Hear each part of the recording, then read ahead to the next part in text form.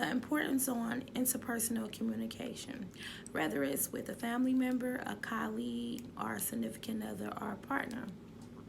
But the example I use in my discussion, I talked about me and my parents. I was a Head Start teacher for 8 years. So, with that being said, sometimes parents might come off a little strong. They might talk to you about their children learning how to write their name that first week of school. But, however, it's very important for you to communicate with them and make sure and reassure them that their child is at this level. And it's okay if they want them to be at the top level. But let's work on these first 1, 2 step levels in order for their child to get to the next level.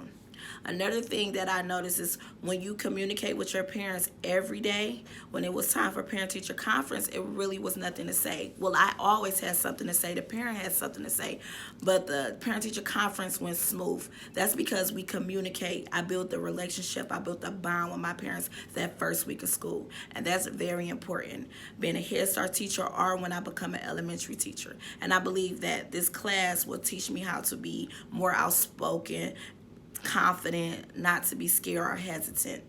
Although when it came to relationship, another example the book pointed out on page 18 is having a open communication, texting and communicating with your significant other every day builds a good relationship, a healthy relationship. And I can relate to that because if you're in a bad situation or a bad relationship, sometimes you might not feel like communicating with that person.